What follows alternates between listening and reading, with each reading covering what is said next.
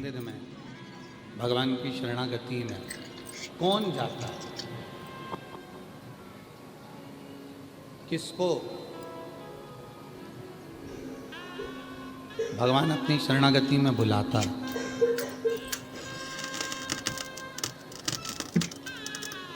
सब अपने अपने घरों में व्यस्त हैं, सब अपने अपने कामों में व्यस्त हैं।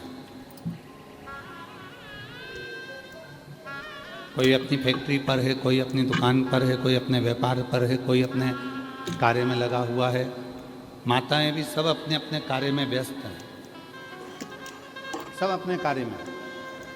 पर यदि आप सूचना मिलने पर कि हमारे भिलाई में जयंती स्टेडियम में शिव महापुराण की कथा चल रही है, सूचना मिली, सबको मिली, पर इतने बड़े भिलाई में से भगवान उसी को अपने पंडाल में बुलाता है जो भगवान का रिश्तेदार होता है, शिव का रिश्तेदार। शिव का कोई संबंध उसका पुराना है।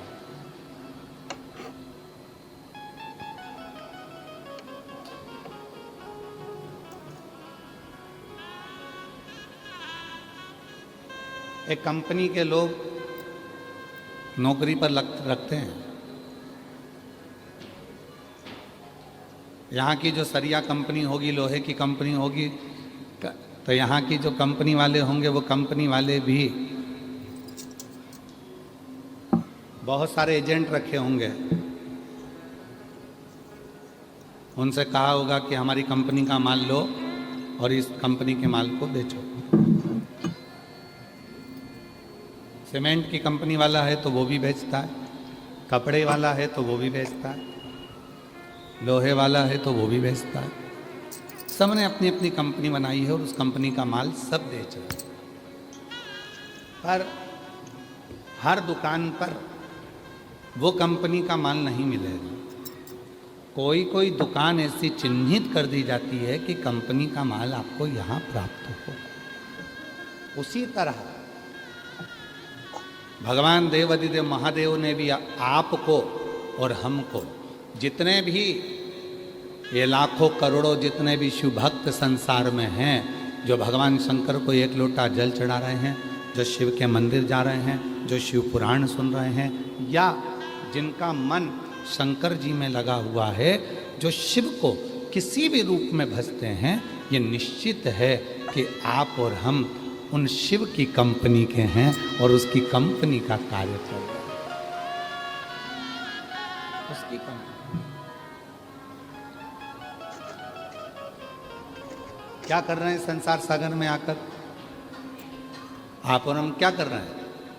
और हमें विश्वास है जितनी छत्तीसगढ़ की मेरी जीजियाँ बेटी हैं, जितनी छत्तीसगढ़ के मेरे जीजा बेटे हैं, जितनी बेटियाँ बेटी हैं, जितने बेटा बेटे हैं, जितने मेरे बुजुर्ग माँ बाप बेटे हैं, हमें भरोसा है, पूरा विश्वास है।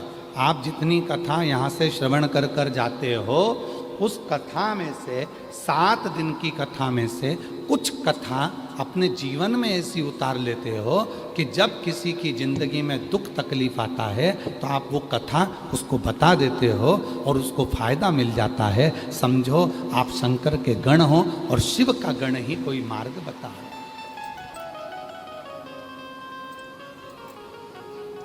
अब शिव के गण हो और शिव का गण ही कोई मार्ग बता है। शिव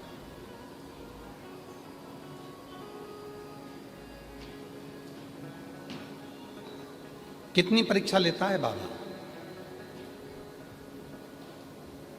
हम गाड़ी में आ रहे थे तो श्री दया सिंह जी से हम कह रहे थे कि दया सिंह जी, भोले बाबा बिना परीक्षा के कोई कार्य होने नहीं देता है। तो दया सिंह जी कह रहे थे, गुरुजी जब से कथा चालू हुई है तब से रोज प्रतिदिन पानी की झड़ लगी पड़ी हुई है, पानी की। तो हम उनसे कह रहे थे कि दया सिंह जी, कोई पुण्याई होती है तब अपने क्षेत्र में जलवृष्टि अच्छी होती है। ये तुम्हारी पुण्याई और इन शिव भक्तों की पुण्याई, जो इतनी जलवृष्टि हो रही है, ये शिव की उदारता, ये शिव की कृपा। और परीक्षा कितनी है? हम आपसे पूछें जरा उत्तर देना, जितने भी छत्तीसगढ़ वासी बैठे हैं और जितने भी भिलाई के लोग हैं, बाहर से आए हुए लोग बैठे, जितने शिव भक्त बैठे हैं, उत्तर दोगे? बोलो तो। तुम्हारे घर में शादी है, बारात आ रही है, बारात में 60 लोग हैं, 70 लोग हैं, 100 लोग हैं, पत्रिका बाटी है, 300 आदमी का खाना है, 300 आदमी का भोजन है, और तुमने पूरी तैयारी करी और उसी दिन पानी धड़ धड़ा के आ जाए। अब 300 तो तुम्हारे मेहमान आने वाले, 100 बाराती, 60 घराती घर के लोग, और पानी के में रुकूं नहीं। विचार करिएगा, व्यवस्था ठीक हो सकती है क्या? जम के बोलो जरा। नहीं। पर मैं भिलाई क्षेत्र के कलेक्टर, एसपी, एसएसपी और यहाँ के सभी अधिकारियों को और बोलबम सेवा समिति को, दया सिंह जी को साधुवाद देता हूँ कि 2 दिन से लगातार 1 मिनट के लिए पानी बंद नहीं हो रहा, उसके बाद भी व्यवस्था भगवान की कृपा से सुचारू चल रही है।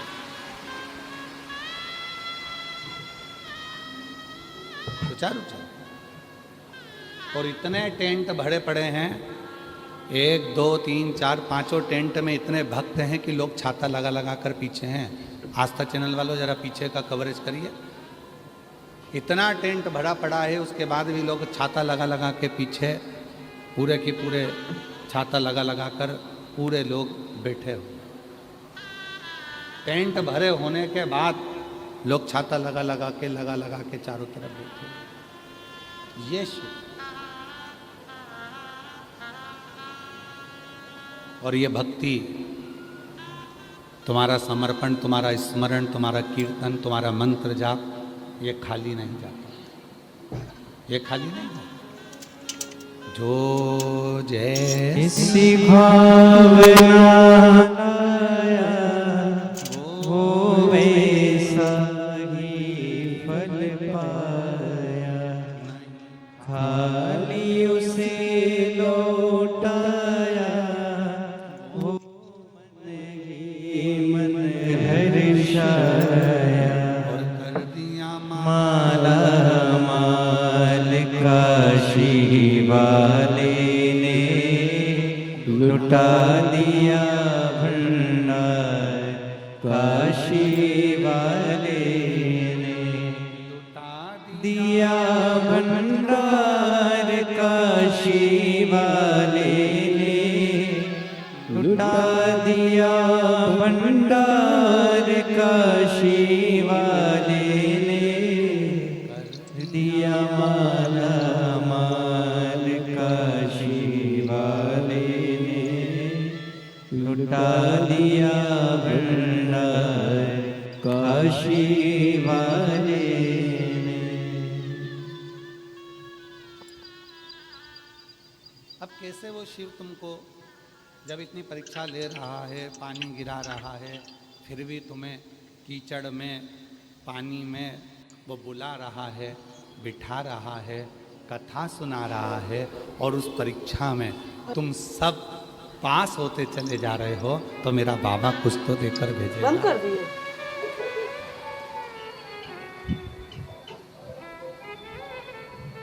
कुछ तो कृपा करेगा वो आप पर, कुछ तो करुणा करेगा वो आप पर। स्वयं माता पार्वती जी ने भी चंचुला देवी से यह प्रश्न किया।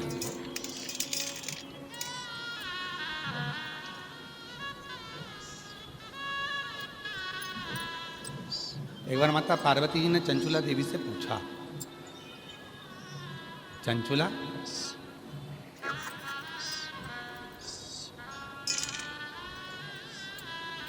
तो यहां तक कैसे पहुंची? ये कैलाश तक, शिवधाम तक, भगवान शंकर के इस पवित्र कैलाश धाम तक तो कोई पहुंच नहीं सकता। चंचुला तू कैसे पहुंच गई? साउंड वाले 5वें नंबर के पंडाल में पीछे जाइए और वहाँ थोड़ा लोग खड़े हैं, हाथ हिला रहे हैं, जरा कर देखिए।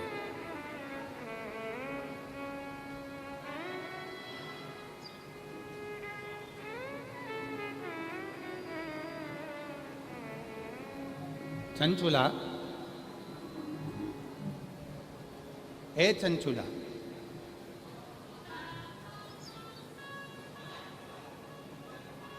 क्यों? कौन ने कटवाया? चालू कर दो उसको। चंचुला, मुझे एक बात समझ में नहीं आती कि तू कैलाश धाम तक, भगवान शिव के इस धाम तक तू कैसे पहुंच गई?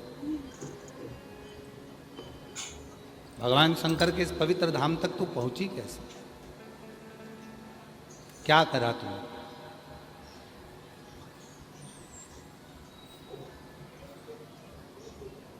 चंचुला बोली, मेरे जीवन का बहुत दुख, बहुत दुख। कोई छोटा मोटा दुख मेरी जिंदगी का नहीं है, मेरे जीवन में बहुत दुख, बहुत तकलीफ। और कल कथा में कहा था, जूते की दुकान पर एक जूता नहीं बिकता है, जूते की दुकान पर जोड़ी से जूता बिकता है। 8 नंबर का जूता लोगे तो 2 ही जूते मिलेंगे, एक इस पाँव का, एक इस पाँव। उसी तरह जीवन में जब हम जन्म लिए हैं तो हमारी जिंदगी में 2 ही चीजें हैं, एक सुख और एक दुख। और ये दोनों चीजें हमारे साथ में सब में चलती हैं। कोई करोड़पति बन जाए, धनपति बन जाए, वैभवपति बन जाए, सत्तापति बन जाए, बहुत दौलत का अधिकारी बन जाए, जिसके पास में खूब सारा पद मिल जाए, कुर्सी मिल जाए, प्रतिष्ठा मिल जाए, यश मिल जाए और खूब वैभवपति हो जाए और ये सोचे कि मेरी जिंदगी में दुख नहीं आएगा, तो ये तो व्यर्थ की बात, व्यर्थ। दुख तो आएगा, तकलीफ तो आएगी, कष्ट तो आएगा, और वो कष्ट को, वो दुख को, वो तकलीफ को कोई दूसरा भी नहीं मिटाएगा, उसको आपको खुद को मिटाना पड़ेगा, स्वयं। अपने को, खुद को उस दुख को समाप्त करना पड़ेगा, कोई दूसरा नहीं।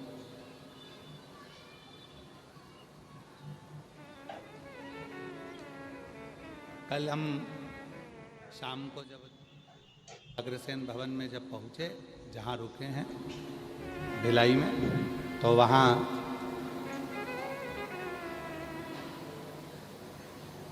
कोई शाम के समय पर बोल रहा था, गुरुजी मेरे कर्म भगवान ने ना जाने कैसे लिख दिए है, मेरे कर्म में भगवान ने दुख ही दुख लिख दिए।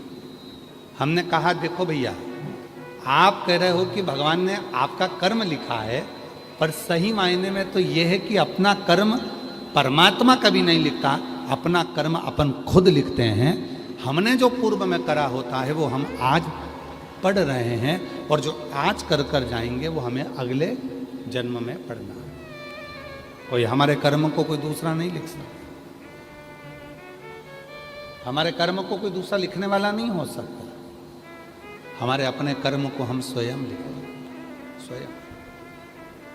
इसलिए आपको कल भी कहा था कि मत बुरे कर्म कर बंदे, वरना पछताएगा, भगवान की आंखों से तू बच नहीं पाएगा, तू बच नहीं पाएगा। अरे ओ अज्ञानी मत कर नादानी, अरे ओ अज्ञानी मत कर नादानी।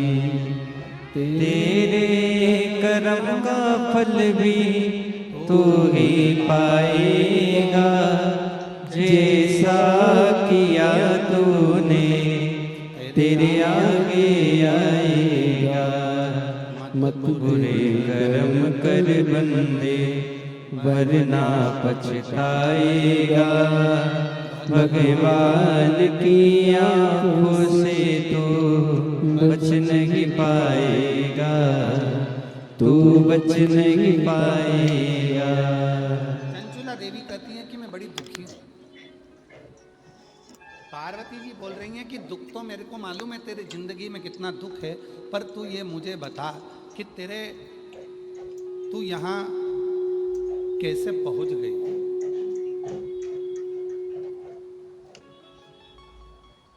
तो यहाँ पर पहुंची कैसे? लोग मरने के बाद इतनी जल्दी कैलाश नहीं आते। लोग मरने के बाद इतनी जल्दी कैलाश पर्वत पर शिव के धाम में नहीं आते। डीले कम कर दो थोड़ा। लोग इतनी जल्दी कैलाश पर्वत पर नहीं आते, इतनी जल्दी लोग मरने के बाद शिव के धाम नहीं आते। तुम इतनी जल्दी शिव के धाम कैसे आ गए?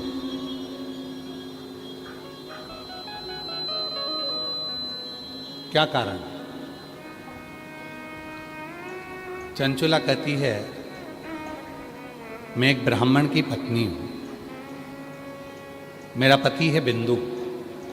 मेरी जीजियों बड़ी सावधानी से सुनना। आज कौन सा वार है? जम के बोलो। मंगलवार। सावन के महीने में मंगलवार का जो दिन होता है उसको मंगला गौरी की व्रत का दिन कहते हैं। हमें इधर का नहीं मालूम कि इधर मंगला गौरी व्रत होता है कि नहीं होता। होता है? आप लोगों का है व्रत? इधर साइड भी होता है मंगला गौरी? तो जितनी भी मेरी जीजियाँ मंगला गौरी व्रत कर रही हैं, सबके चरणों को मैं नमन करता हूँ, प्रणाम करता हूँ। आप सभी को मेरी ओर से अखंड सौभाग्यवती होने का मंगला गौरी व्रत की बहुत बहुत बधाई। बहुत बहुत। आज ये कथा मंगला गौरी व्रत के दिन इसलिए सुना रहे हैं जिससे जितनी भी मेरी जीजियाँ हैं, जो जिस कामना से आई हैं, भगवान उनके हाथ का चूड़ा, पाँव की बिछुड़ी, मांग का सिंदूर, मस्तक की बिंदी मेरा भोले भंडारी मंगला गौरी व्रत की साक्षी में पूर्ण करे। खूब आनंद के साथ अखंडता उनके जीवन में हो और अखंड सौभाग्यवती हो। ये भाव से आज ये चंचुला देवी का चरित्र अपन लिए। भाव से आज ये चंचुला देवी का चरित्र अपन लिए।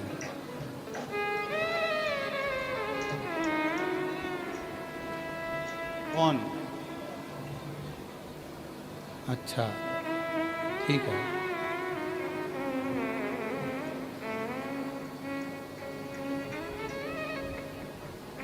तो आज ये मंगला गौरी का जो चरित्र, मंगला गौरी के दिन में, आज मंगला गौरी व्रत के दिन पर जो चरित्र आया है उसको सावधानी से सुनो। चंचुला देवी कहती है, मैं ब्राह्मण की पत्नी हूं और बिंदुक मेरा पति है। बहुत अच्छा था मेरा पति, भगवत भजन भी करता था, कीर्तन भी करता था, मंत्र जाप भी करता था, नाम जाप भी करता था, भगवत भक्ति में डूबा रहता था। पर उसकी जिंदगी में कुछ ऐसे मित्र आ गए जिन मित्रों ने मेरे पति की दशा को बदल दिया। और दशा बदली तो वो दुर्दशा में पहुंच गया, दुर्दशा में हो गया। व्यसन वो करने लगा, मदिरापान वो करने लगा, जुआ वो खेलने लगा, मंदिर जाना बंद कर दिया, देवस्थान जाना बंद कर दिया, संकीर्तन करना बंद कर दिया, सत्संग करना बंद कर दिया। मंत्र जाप से परे हो गए, दूर।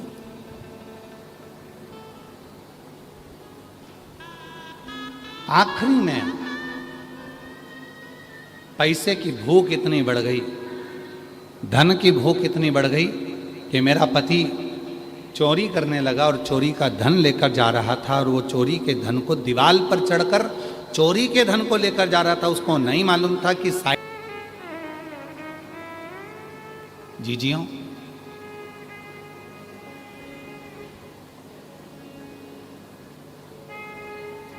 मंगला गौरी व्रत जो माताएं करती हैं उनको तो मालूम होगा कि श्रावण के महीने में मंगलवार के दिन यह मंगला गौरी व्रत होता है।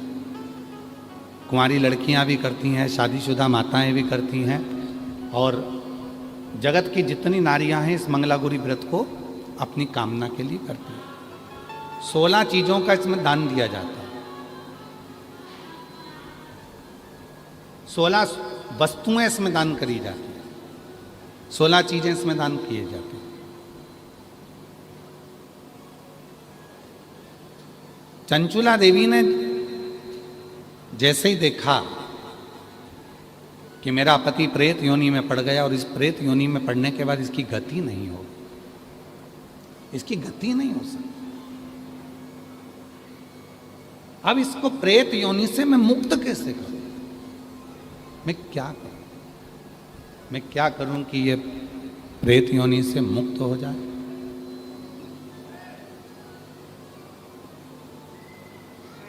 मैं ऐसा कुछ कर दूं जिससे ये प्रेत योनि से छूट जाए, तो करूं क्या? गई, एक ब्राह्मण देवता के पास पहुंची और वहां जाकर उसने उनसे निवेदन करा। ब्राह्मण देवता ने कहा, तुम्हारी पति तो इतना गलत था, जुआ खेलता, मदिरा पीता, मांसाहार करता, वेश्यावृत्ति करता, गलत काम करता, तो उसको तो प्रेत योनि में जाना ही था। डीले कम कर दो, डीले कम कर दो, उसको तो प्रेत योनि में जाना ही था। अब उसके लिए क्या करोगी? चंचुला देवी ने ब्राह्मण देवता से कहा, बाबा मैं भी ब्राह्मणी हूं, ब्राह्मण की पत्नी हूं, पर बात इतनी सी है कि मेरा पति स्वप्न में आता है और बोलता है कि मेरी मुक्ति नहीं हुई, मेरा मोक्ष नहीं, प्रेत की योनि में पड़ा, भटक रहा। कभी वो मुझे श्वेत कपड़े में दिखता है, कभी मुझे वो सफेद वस्त्र में नजर आता है, कभी एकदम विकराल सा रूप रख लेता है, कभी उसके दांत बड़े नजर आते हैं, कभी उसकी बड़ी बड़ी आंखें नजर आती है, कभी बाल बिखरे नजर आते हैं, कभी उसका स्वरूप मुझे समझ नहीं आता, उसका स्वरूप क्या है? मेरे को समझ में नहीं आता कि उसका स्वरूप क्या है। मैं उसको जान नहीं पाई, मैं बड़ी दुखी हूं। ब्राह्मण देवता ने कहा कि अगर तुम्हारा पति प्रेत योनि में है तो उसके लिए तुम्हारे को मैं एक संत का पता देता हूं, संत के पास जाओ, उस साधु से पूछो। साधु के पास गई, बाबा जी मेरा पति प्रेत योनि में पड़ा हुआ है, उसकी मुक्ति नहीं हो रही है, उस मुक्ति का मैं जतन क्या करूं, उसकी मुक्ति का साधन क्या करूं, उसकी मुक्ति के लिए मैं करूं क्या, उसकी मुक्ति के उपाय क्या करूं? शंभु शंभु शंभु शंभु शंभु शंभु शंभु, उसकी मुक्ति का मैं यत्न क्या करूं, उसकी मुक्ति का उपाय क्या करूं? शंभु शंभु शंभु शंभु शंभु शंभु, उसकी मुक्ति का मैं यत्न क्या करूं, उसकी मुक्ति का मैं उपाय क्या करूं? क्या उपाय करूं, क्या यत्न? आप जो बताएं मैं यत्न करने को तैयार, मैं उपाय करने को तैयार। आप जो उपाय बोलोगे मैं वो उपाय कर लूंगी। संत ने कहा,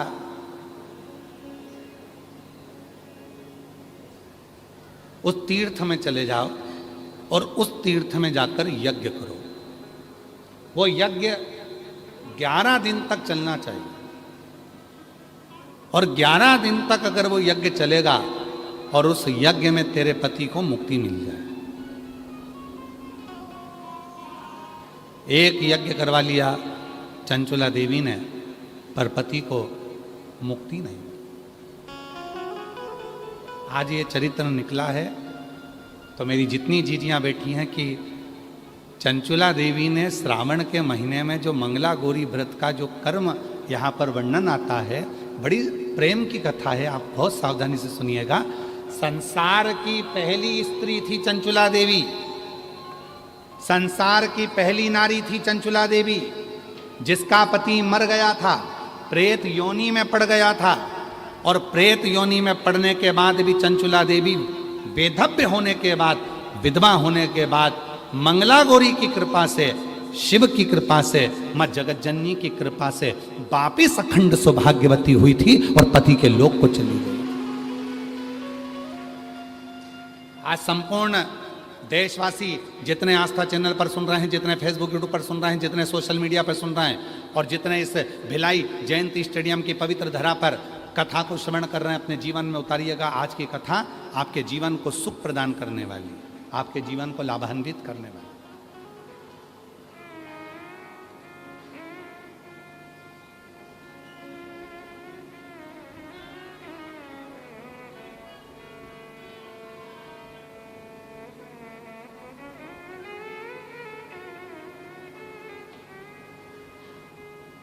गई चंचुला देवी, तीर्थ में जाकर उसने यज्ञ करवाया, पर उस यज्ञ से उसके पति को मुक्ति नहीं।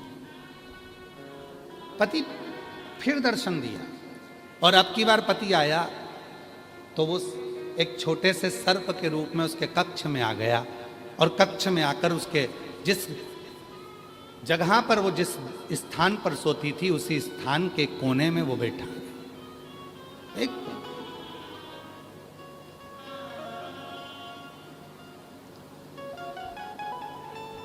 फिर उसको आवाज आई, मेरी मुक्ति नहीं, मेरी मुक्ति नहीं। फिर गई, बाबा साधु जी, संत जी बताओ मेरे पति को मोक्ष कैसे मिलेगा? तो कहा इतने महीने तक आपको व्रत रखना पड़ेगा और उस व्रत को रखने के बाद इतना सामग्री आपको पूजन कराना पड़ेगा और इतनी सामग्री का आपको दान देना पड़ेगा। चंचुला देवी ने व्रत रखा। कहते हैं 2.5 वर्ष तक चंचुला देवी उस व्रत को करती रही। 2.5 वर्ष जो व्रत संत ने बताया था वो 2.5 वर्ष तक चंचुला देवी ने करा। 2.5 वर्ष में चंचुला देवी केवल जल का आचमन करती थी, जल का आचमन चंचुला देवी करती थी, उसके सिवाय कुछ न लेती थी। ऐसी दुर्बल सी चंचुला देवी 2.5 वर्ष में हो गई थी। 2.5 वर्ष में एकदम दुर्बल हो गई थी, कुछ भी शरीर में नहीं था, केवल हार्ड शरीर में हड्डियां ही हड्डियां थी और ये चमड़ी थोड़ी सी चढ़ी हुई थी, मांस पूरा गल चुका था। चंचुला देवी एकदम दुर्बल हो गई थी, एकदम दुर्बल। पूरा व्रत कर लिया, दान कर लिया, पुण्य कर लिया, उपवास कर लिया, यज्ञ कर लिया। अब चंचुला देवी ने विचार करा अब तो मेरा पति को प्रेत की योनि से मुक्ति मिल गई होगी। चंचुला देवी वापस अपने घर पर आई। घर पर आकर चंचुला देवी ने फिर विश्राम करा और विश्राम करने के बाद प्रातः में उठी, उठकर भोजन बना रही थी और भोजन बनाते समय खिड़की में से आवाज आई, भूख लगी है, भोजन दे, मुझे भूख लग रही है, भोजन दे, मैं भूखा हूं, भोजन दे। जो खिड़की में से झांका, चंचुला देवी ने तो कोई नजर नहीं आया। फिर भोजन बनाने बैठी तो फिर आवाज आई, मुझे भूख लगी है, भोजन दे दो। चंचुला देवी ने आवाज लगाकर कहा, मैं खिड़की में से झांकती हूं, कोई मुझे दिखता नहीं है, तुम कौन हो जो तुम भूख से व्याकुल हो और मुझसे भोजन मांग रहे हो? तभी बिंदुक फिर आवाज लगाकर बोला, चंचुला मैं तेरा पति बिंदुक प्रेत योनि में पड़ा हूं, मेरी मुक्ति नहीं हुई है। चंचुला कहती है मैंने यज्ञ करवा दिया, मैंने पूजन करवा दी, मैंने व्रत करवा दिया, मैंने उपवास करा दिया, मैंने दान दे दिया, मैंने अनुष्ठान करा दिया, मैं सारे तीर्थों में घूम कर आ गई, सारे तीर्थ में होकर आ गई और हर जगह पर मैंने सब कुछ किया। अब केवल मेरे पास कुछ भी धन नहीं बचा है, केवल जिस छोटे से झोपड़े में मैं रहती हूँ, इस झोपड़े को बेचने के सिवाय मेरे पास साधन नहीं है। मेरे जितने जेवर थे मैं सब बेची आई, क्योंकि अब कुछ बचा नहीं है। यज्ञ कराना है तो थोड़े धन की जरूरत पड़ेगी, अनुष्ठान कराना है तो धन की जरूरत पड़ेगी, उपवास करा है तो भी धन की जरूरत पड़ेगी, और कोई पाठ पूजन करना है तो भी धन की जरूरत पड़ेगी। मेरे पास अब धन नहीं बचा है, मैं कैसे तुम्हारी मुक्ति का साधन ढूंढूं, मैं कैसे तुम्हें मुक्त कर दूं, कैसे मुक्त? चंचुला की आज आंख में से जल बह रहा था, रो रही थी चंचुला, आंख में से जल निकल रहा, जल समझ नहीं पा रही अब मैं क्या करूं। रो दी, बिलख दी, चल दी, खूब रो रही थी, खूब। गांव के लोग